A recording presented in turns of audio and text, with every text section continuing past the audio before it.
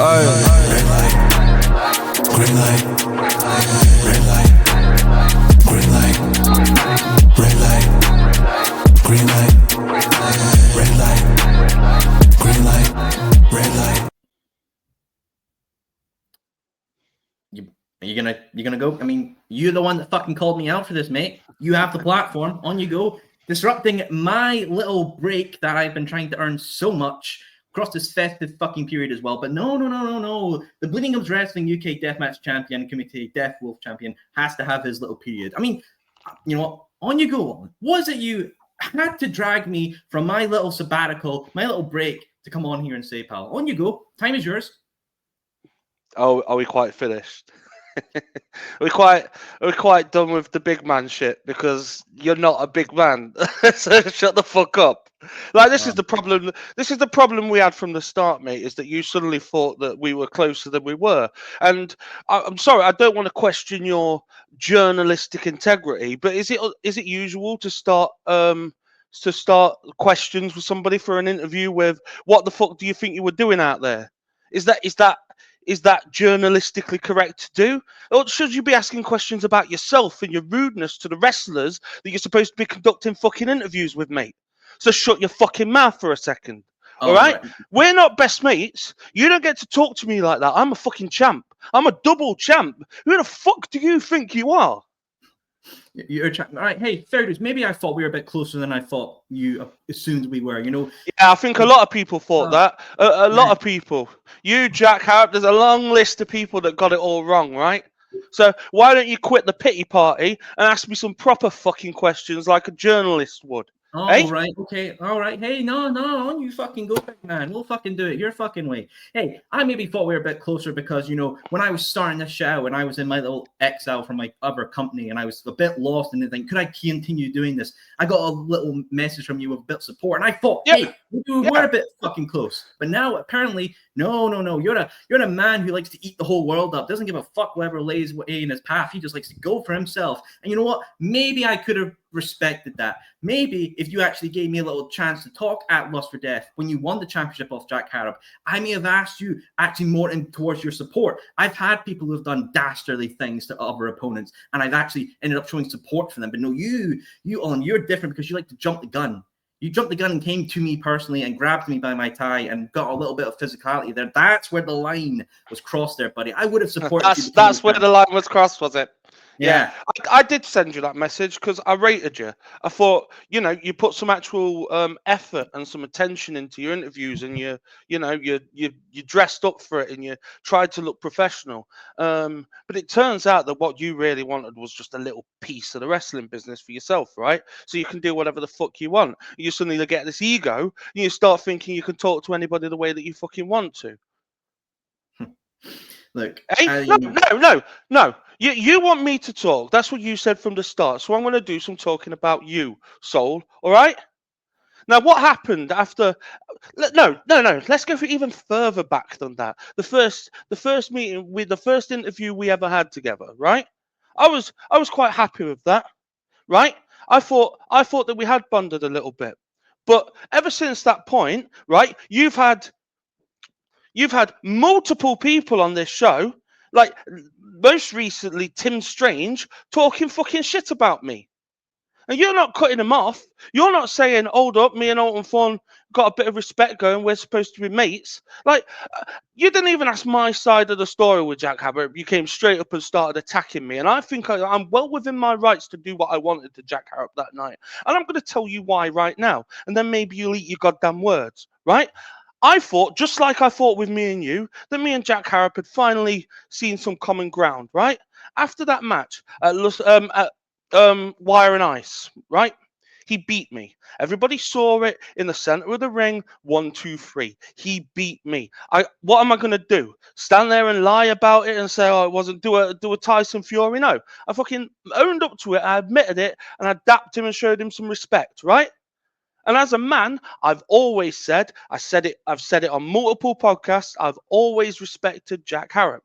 I've always respected him since day one. He's a very talented lad with a lot of future coming up, right? So I went over and I showed him some respect, and I thought that, you know, he'd go on and win the title and maybe have a run, because I thought he was worth it. I thought he was talented enough to do it, and maybe it was his time.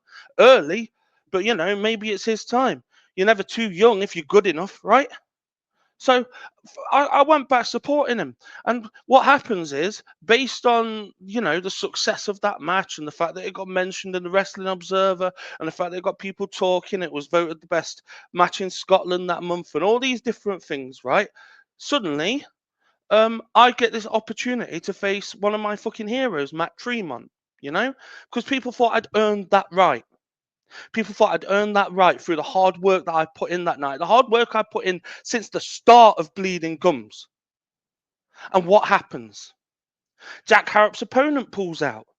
Nothing to do with me, but suddenly it's my dreams that are being smashed on the goddamn floor again. And who by? Jack Harrop again. He's always in my goddamn business. So now I haven't got a singles match with Matt Tremont. I've got to deal with Jack Harrop as well. And what happens? I fucking lose because I didn't prep for Jack Harrop. I prepped to face one of my fucking heroes and I didn't get the chance. I never got that one-on-one match. And you know what pisses me off the most about that is Jack Harrop knew he had a match with Tremont in America coming up 2 weeks later. And he still couldn't resist stealing my fucking moment, could he?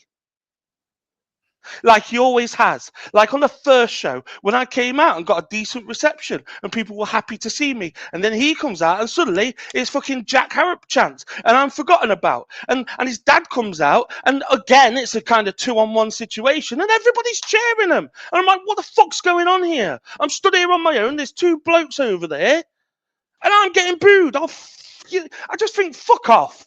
Like, what did I do to deserve this in Scotland? Everywhere else I go, I'm respected. Right? At Kumite, people come from far away, buy tickets to come see me. Right? I'm respected. I'm the champ there. You know? They built me from day one.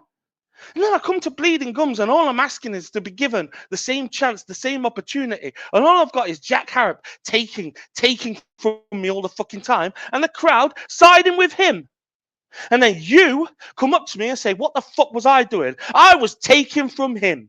Like he took my match with Tremont from me, my hero. One of the reasons I wanted to get into Deathmatch. And he took that match from me. So when he won the belt, I was happy. I was happy he won the belt. I thought he deserved to win the belt. He beat me. He's beaten some of the best in the business already. But I knew what I had to do immediately. In fact, I'd already spoken to Andy earlier in the day. And when Andy said, well, if he wins this match later today, I suppose you're going to have to be #1 contender because of the feud, right? Well, as soon as Andy said that to me, I'd already started thinking, right, this is my moment. This is my fucking moment because it was supposed to be my moment.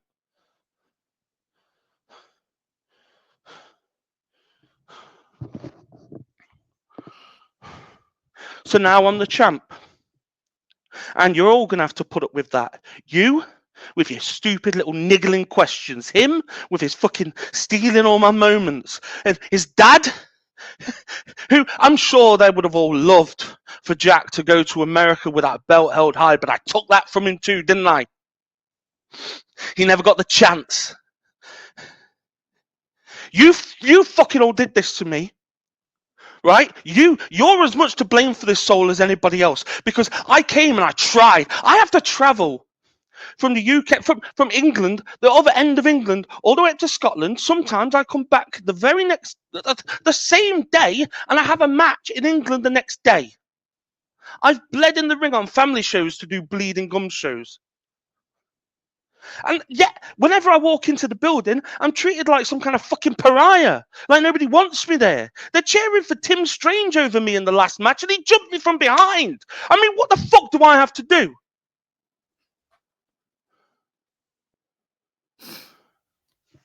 My main problem is, pal, I did have respect for you. I wanted you to see good things in your career. I wanted you to achieve. I wanted you to travel up and down this entire fucking island of a country and succeed. And yes, a lot of people would have thought, that was dastardly with what you did with Jack Harrison. Yes, I even thought so as well. But if you hadn't given me the time, I would have actually maybe have shown a little bit of appreciation for how you gained the Bleeding Gums UK Deathmatch champion. But I have to obviously ask every side of the fucking story.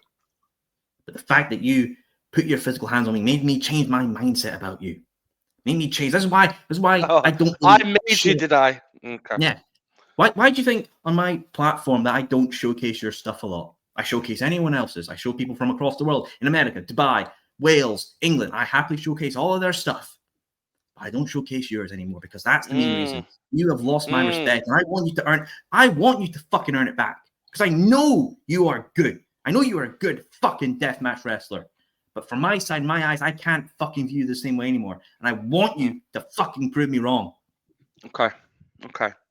Well, as much as I appreciate your support, Soul, I've not fucking needed it since day one. I got here by myself. Like, what have you actually ever done for my fucking career? Like, you talk like you're giving out opportunities here. I've been scratching and clawing in this industry for 11 fucking years, mate. You know? I've been taking matches in front of 7 people in church halls, and 2 of the people were one of the wrestlers' mum and dad. You know, I've had embarrassing paychecks for the love of the sport for years and years. And for 6 or 7 years, I thought that was all I was going to do, was stick in the Midlands area like Tim Strange always says that I do. You know, he's always making pops about me, being from Birmingham or whatever. I'm not even from fucking Birmingham. I thought that's what I was destined to do, was to be like a big fish in a small pond. And then Deathmatch opened up to me. And Kumite opened up to me, and then TNT gave me some opportunities, and then Bleeding Gums happened. Like, this has been 10 years of blood, sweat, toil, working shit matches in front of shit crowds, right? Working through injury. This has been giving up my weekends with my family for a decade. Do you understand me? Like, I've got a 9-to-5 job like most wrestlers do, because unless you're contracted, you're generally not making enough money to live off just wrestling alone anymore. It doesn't always happen. There are some that do. If you're on like the all-star shows or the traveling mega slam shows, like, those people can just about earn a living, right, doing wrestling. But unless you're contracted, generally you ain't making enough. So I've got a 9-to-5 job, and it's a tough fucking 9-to-5 job. And I deal with tough people. And then at the weekend, I give that up to get smashed across the head with glass, to get cut open, to bleed all over the place for your entertainment and for the people that pays entertainment, and then they treat me like shit. Like, Tim Strange says I'm whiny, and I'm not. In England, I am happy as can fucking be, because people respect the hustle. In England, pretty much everywhere I go, I get a good response. There's like very, very, very few places in England where I'm treated badly. Like, it's because people recognise that I'm like them. I'm a working class guy that's on the grind, that's trying his hardest, that puts my all into every fucking match. That for years has bigged up all the like little like wrestling sites and shared people's videos and tried to build a scene. And I thought that would put some credit in the bank, right? And instead, little twats like you think you can just talk down to me because apparently I've shown too much weakness. So now I've stopped showing weakness. Suddenly, everybody's like, well, I've lost all this respect for you. No, you've just lost the opportunities that you thought you had to use me to get ahead. The reason you don't show my shit on your platform anymore is because you're an obnoxious little twat that doesn't give credit where it's due. But when it comes to somebody bad-mouthing me, including your own self, right? When you were talking to Andy, when it comes to bad-mouthing me, like Tim Strange did, talking about my promos and how I get angry and shake. Well, it's better than listening to one of his fucking monotonous, drawling promos. How many views did that episode of the Soul Sessions get? I bet people use it regularly to put themselves to fucking sleep with his drizzling fucking drawl. It's fucking boring, right? But he spent half of that podcast having a go about me as well. And then people wonder why I moan. Well, I don't moan unless it's to you twats in Scotland who keep treating me like shit. And it's not even all of the Scottish people as well. I'll say this. I think there's a guy called James Davidson wears a fucking Hellbound t-shirt to every fucking show, Bleeding Gums show. Doesn't go amiss. I noticed this fucking shit. There are people in Scotland who do show me some respect and support. I thought you were one. That's the real mistake here, is that I thought you were supportive, but actually you're a leech, right? Piggybacking off other people, right? To get ahead. Or just to get a foothold. Because you started out at Bleeding Gums and now suddenly there's another couple of places that you're getting a couple of little gigs, right? And now suddenly you think you're part of the fucking industry and you talk down to me. Alton fucking Thorne. One of the maddest motherfuckers on the planet, and you talk down to me. Just remember, like when I grabbed you by the tie, I practically lifted you up the fucking floor, mate. So you talk all big, you sort of talk down to me on this camera, but when we show up together at the next fucking show, I bet you're super fucking quiet, and I bet it's quite hard to find you. I've had it with all these fucking wrestling fans and all this fucking industry half the time. It's egos. It's all fucking egos. Everyone's fucking bitching and moaning. No one actually has the initiative to actually just do shit about it. You know how many fucking wrestling fans I have come up to me and say, how did you do all this and all this shit? How did you become a wrestling podcaster and get to work in the actual business itself when only being a fan since 2019? Because I actually take the fucking initiative. Get so many fucking idiots that just fucking moan and drive and can't be arsed for shit anymore. And maybe I don't want to become that. I don't want to become somebody that becomes obnoxious, big-headed, and fucks the world and hates everyone, all this shit. I actually kind of want to be supportive and continue with people and all that. But when I see you all, I see my fucking self. That's interesting, mate. Like, you see, with Jack Harrop, I took the initiative, didn't I? And now what am I? I'm a champion. I'm a fucking champion, mate. And what are you? Just remind me what you are. Just a cunt with a webcam. Just a cunt with a webcam.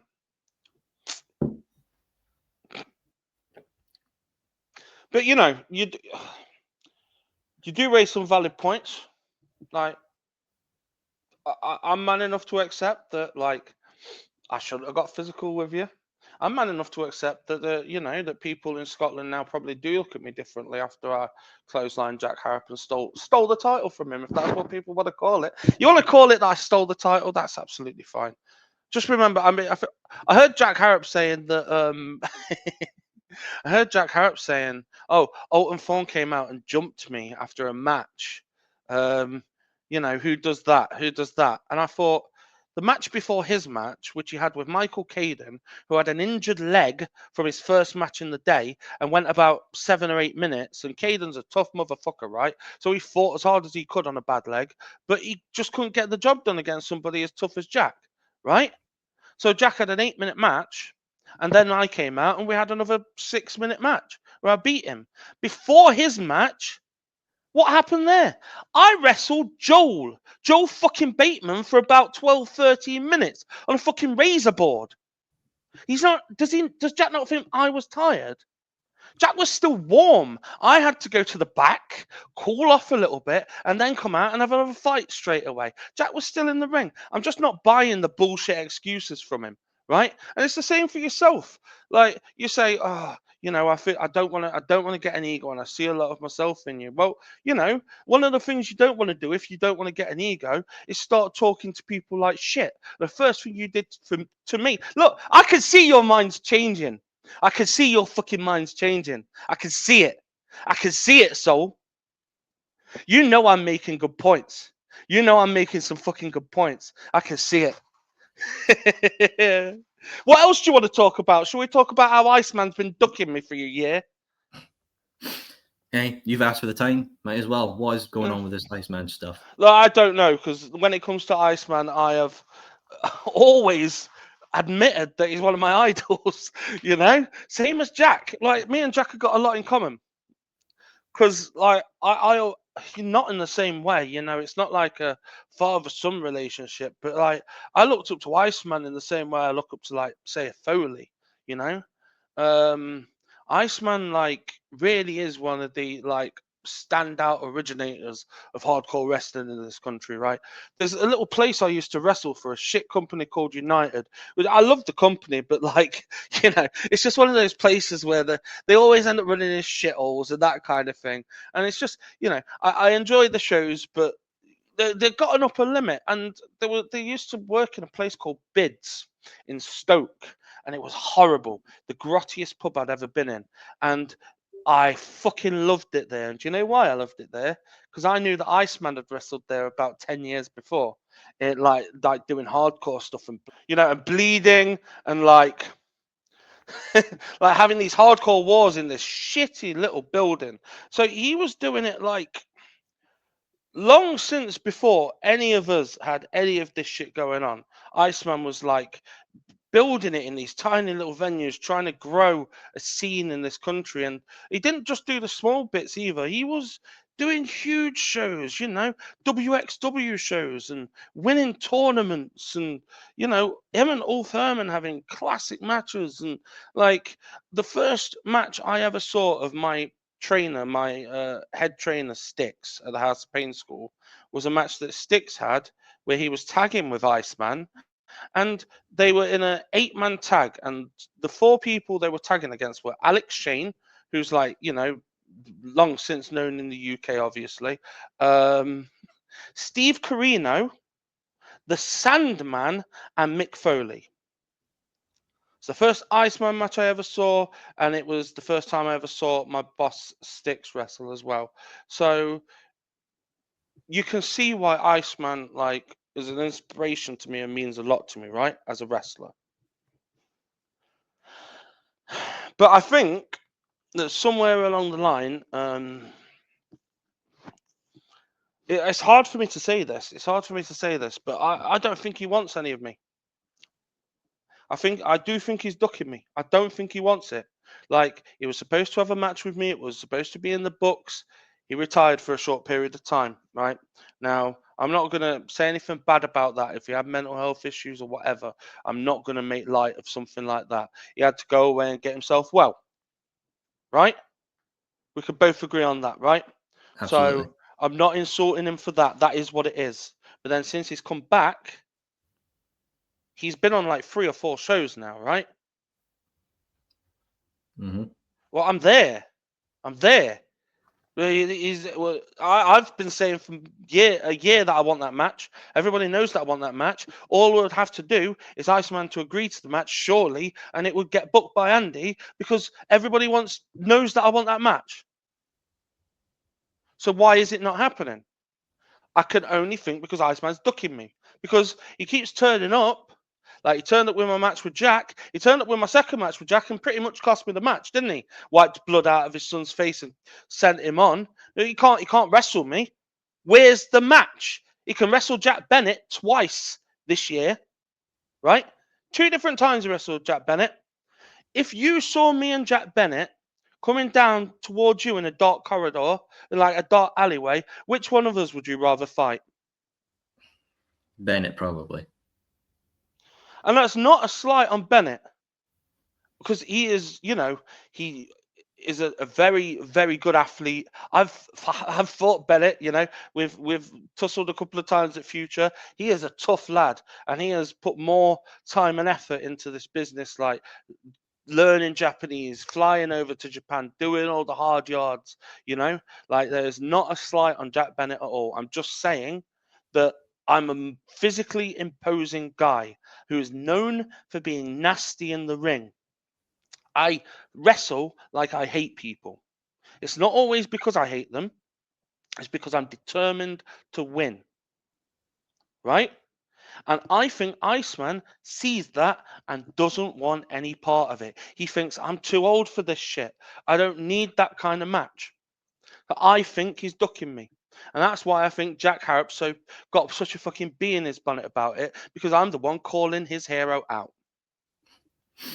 I mean, I'll give you a fair point, Alton. Obviously, since you became champion and, you know, had a pet with bleeding gums, neither him or his dad has been seen in the company since. All I want to say is I want to clarify that it is what it is. It is what it is in terms of what the Scottish fans want to think about me, right? At one point in my career, I clearly cared about that a lot because look how angry it makes me even now, right? Like I do get affected when I feel like I deserve more credit than I get, but maybe that is arrogance, maybe that's ego, maybe that's me getting ahead of myself. Maybe I can perhaps accept that, but I'll give all of the fans respect up for one fucking thing, and that is success. Because this year I've wrestled Matt Tremont, I've wrestled Joel Bateman, I've wrestled Neil Diamond Cutter. These are people that I've looked up to for a very long time, right? And now that's the caliber that I'm at. And you know how you know for sure that I'm at that caliber?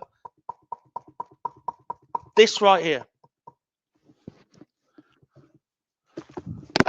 And this right here. Okay? Like, these people can say what they want about me. They can have whatever opinion they want about me. I don't mind, like, however many memes that Tim Strange wants to make about me looking like I work in CEX or whatever the fuck it is, right? I don't care if he thinks that I'm being a whingy bitch, whatever the fuck. I'm kind of done with it. This is kind of why I wanted this tonight. I wanted to get it all off my chest and I never have to think about any of it ever again because I'm the fucking champ. I did it. I did what I wanted to do. I took the moment away from Jack Harrop. I took the moment away from all the fans that have been disrespecting me. I took the moment away from you. I took the moment away from everyone and I took it for myself, right? And now this is just me finally just it's like therapy, you know?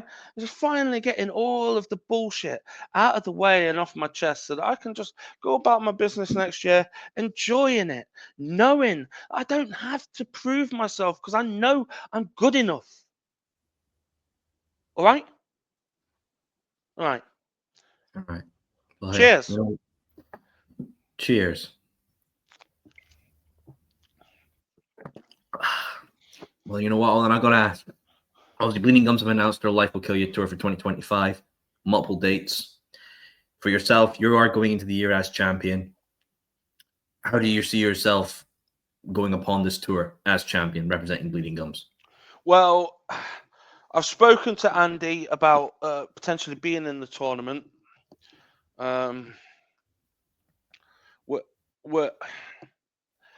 I don't know. Like, I'm quite happy to be in the tournament. You know, I'll never fucking turn down a deathmatch tournament. They're fucking amazing. But at the same time, do we want the belt to be defended across the course of a tournament? I'm happy to do it, but I think there are spaces in deathmatch tournaments that need filling out with things, right? So like you got your quarterfinals, you usually need a bit of clearing out time. You got your semi-finals, you usually need a bit of clearing out time. And Bleeding Gums has got a fucking tremendous roster of wrestlers, like some of the best across the UK, right? Like, and they showcase a lot of very talented Scottish wrestlers as well, more and more of whom are dipping their toes into deathmatch. So I'm quite happy to be in the tournament. But I think, like, between the semi-finals and the finals, there's usually a big match. And Andy said that he wants all the matches on this show to be death matches. So maybe I should defend the title there, right? I think that makes logical sense. Like, defending the belt across a tournament, like, it's hard work, but I've never turned down hard work. But if there's a space and there's a good enough opponent for it, then I'm more than happy to do that instead. Have a kind of showcase for the title in the middle of the tournament. Now, hey, well, you know what? You asked for this time. I want to give you the platform. I want to give you that time. Is there anyone particular, if you could have a singles match at the Lust for Death 2 to showcase your strength and your prestige as champion? Is there anyone you want to face in your mind, Alton? So there's quite a few people that I would say, but there's one in particular. I haven't wrestled Lunix, and yep, I want to have that match at some point. If Iceman wants the match, I would take that match. If Jack Bennett, I still haven't had a one-to-one with him. We've wrestled in Rumbles and stuff, but I would like that one-to-one. There are a few people in Scotland, like Krieger, who are starting to like dip their toes in a little bit more that I think would be interesting. Maybe, you know, not quite seasoned enough yet. But I think to show my gratitude to the Scottish fans for all the support that they've been showing me over the past couple of, you know, year and a half. All the platitudes they've been sending my way and all that lot. What I think I'd love to do really is kick one of the best wrestlers in Scottish history's arse, eh? So I've seen Luke King Sharp have a few fucking banging matches in Bleeding Gums Wrestling. If he was man enough to take a shot, I'd love to beat the fuck out of a Scottish guy. Really rub it in the fucking crowd's face. Bring it on! Bring on Luke King Sharp. He's a tough little motherfucker. Like a rabid dog. I think we'd have a good match. Fair play. You really want to prove it to the Scottish people that you are the best?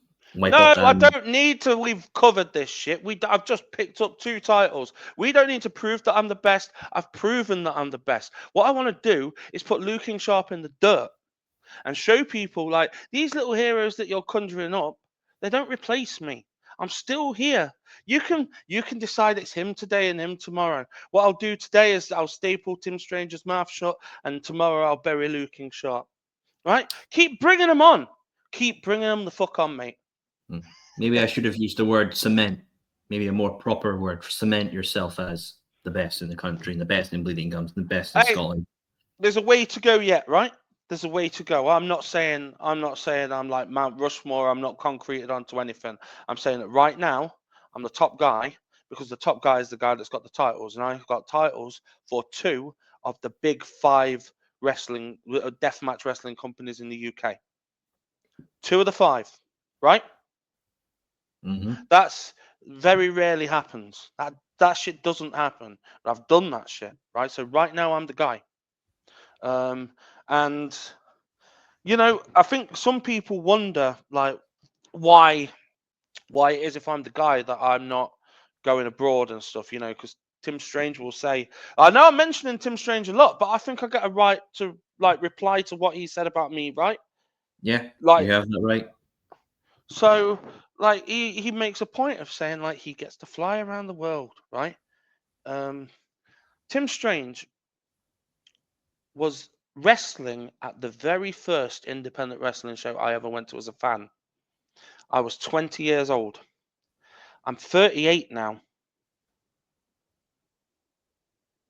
He has been in this industry for a very, very long time, right? And he's just catching fire now. Like he's always been known to be good, but really right now, like he's going abroad and wrestling Necro Butcher, you know? Like he's doing big shit. He's doing shit that you know most people will want to do. And good on him, you know, he found a way. I think it helps that Iceman was his trainer, and you know, kind of got spoon fed into this side of the industry, like as quick as you like, and suddenly he's on every fucking show. But it is what it is. You find your way in. I'm very happy for him that he's catching fire right now, right? But the main reason I haven't been traveling very much, one is because I don't really fucking like flying. I've got ADHD and I go fucking mad on a plane. So I haven't really been casting that many feelers about. And 2, because for the past 3 years, I have been on every fucking Kumite show, every fucking Bleeding Gums show. I've been trying to keep multiple areas of UK wrestling going and alive. My focus has been at home. That's why I'm always there on these shows. That's why I'm always performing. That's why I'm always putting big matches. Because when it comes to who can you depend on, promoters know And whether the fans like it or not, they can depend on Alton Thorne to come down to have a good match. He's going to be there. He might be carrying an injury, but he's going to go fight anyway. He's going to do some fucking crazy shit. Right? That's what I've been doing in the UK. And part of the reason that there is a scene growing now is because of me. That's not arrogance. That is truth. It is part of the reason. For about 4 or 5 years before Deathmatch really started to blossom in this country, Rise had been putting on hardcore matches, and then they transitioned into death matches, mostly with the Deathmatch Outlaws. A couple of other guys like Clint Margera, Iceman, BA, would float in and do some death matches in that group as well. And that was all that Deathmatch was in this country. TNT would put on a couple of tournaments, but they weren't really full-on deathmatch tournaments by that point. They are now, but at that time there was still kind of, like chairs matches thrown in there and stuff like that. So it's not the full fucking whack yet. It's only Rise that's doing that, right? And then suddenly, after lockdown, after everybody came back, after IWTV had got big and everybody was watching ICW, and Deathmatch Wrestling was making a little resurgence, a couple of old friends messaged me and said, would you like to do a death match? And I got an opening in Kumite for their first ever show. And since that point, I've bled on every single Kumite show. I haven't missed a single one. And I'm the only person that's done that. Only person that's been on every single one. Okay? So Kumite then spiraled because TNT then started making their deathmatch tournaments more deathmatch related because you suddenly had more talent, right? Because with Kumite comes me, comes Tombi, comes Antonio Gonzalez. Now, the TNT have got BA Rose to pick from, Tombi to pick from, and then suddenly everybody's into deathmatch, and now it's starting to take off in more areas. Andy brings it back to Scotland. CXW realised that they've got some good shit going on, and it starts to really bloom. And part of the reason for that was Kumite, and one of the strongest forces behind Kumite is me. I'm the fucking Death Wolf. So let's not have any doubt about what's happening in this Brit death scene, in this UK-wide deathmatch scene. I am one of the trigger points. I deserve for people to know that. And I've been here in the UK fighting as hard as I could on every show that I can to build this fucking scene. So Tim Strange to have the disrespect to say, well, he's not going to take it here, he's not going to take it there. I've beat Tim Strange in Scotland. Next month I'm going to beat him in Leeds. Like, where else do you want me to beat him? You want to go down to London and beat him? Shall we Great Yarmouth and beat him? I don't give a fuck where I beat him. Like, all this talk, he's been in the business for like 22 years, and he's just getting his break, and he wants to laugh at me. 10 years, I'm double champ and beating him on a regular fucking basis. Fuck him, fuck him. Fair play. Oh, and fair play. You know what? Reflecting on the Life Will Kill You tour for Bleeding Gums, I know it's heading down south as well for one show. For yourself, if you're still champion by that point, I have to obviously state that for the record. No, you don't. You don't have to state that. Fair dues then, pal.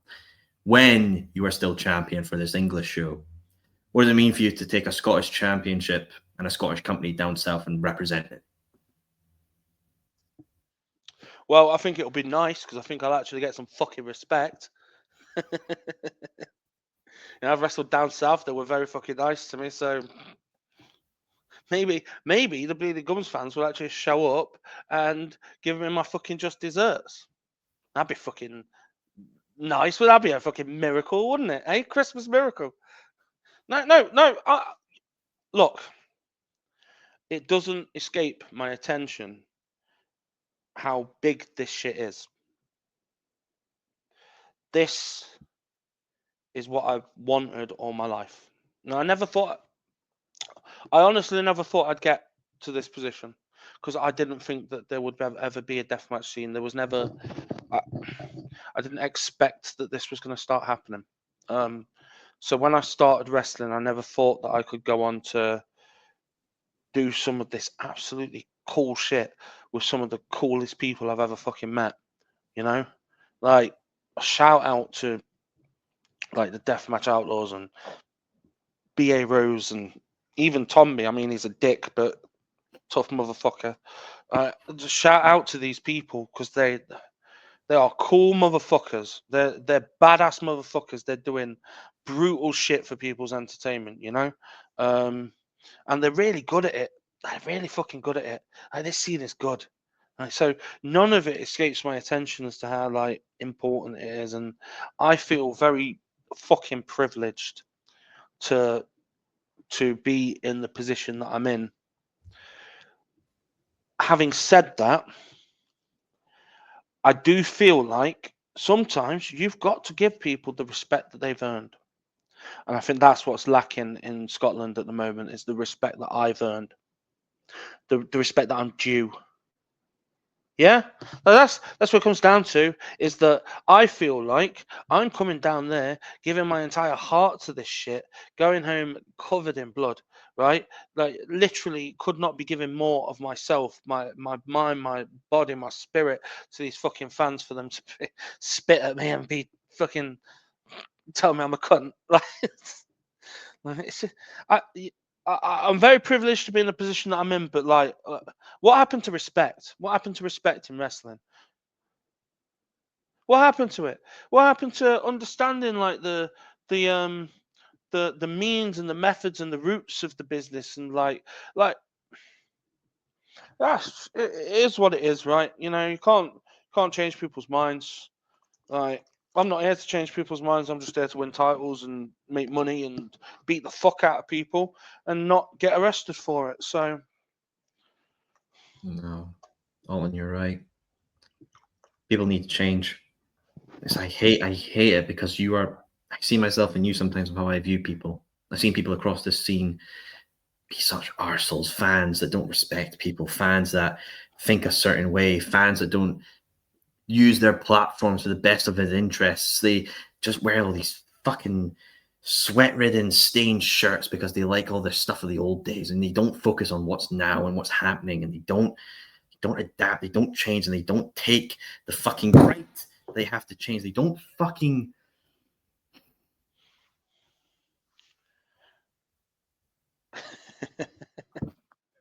hey, here's me thinking this was my therapy session. It looks like yeah. Well, look, I told you when you messaged me and said, right, when are we fucking doing this? And you were all rude to me and short with me. I told you that you weren't going to like what you were going to hear tonight. And I think you thought that I was going to be aggressive and nasty and rude. And what I've actually done is spoken a lot of fucking sense for about 45 minutes. Right? I haven't told a fucking lie all night. If that makes me the bad guy. But I told you weren't going to like this because sometimes you've just got to face facts. You got to see it from a different perspective, right? And you said I didn't give you you didn't give me the chance. None of these fans are giving me the chance, right? So all I can do now is keep plowing ahead. This is the last time I want to talk on a lot of this shit. I'm just going to keep plowing ahead with a title. You know, if Andy asks me to do a promo, I'll do a promo. I'll talk about whoever the fuck he wants me to talk about. But really, tonight has just been cathartic for me. This is the best Christmas present I've had. Because I've watched your face this whole fucking night, and all I've seen is you go, oh shit, yeah. Oh no, that did happen. Oh no, that's a fair point.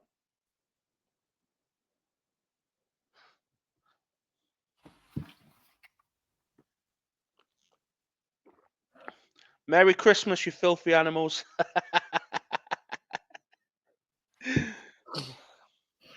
That vodka. No, it's not.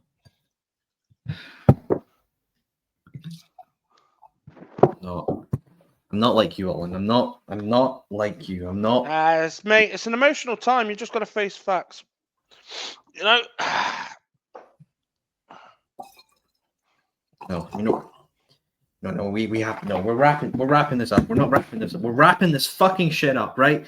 fuck it. We're wrapping this up. You've had your time to talk. I am not fucking like you. I am not egocentric. I do the best I can. I make sure everyone gets the same fairness. I am not.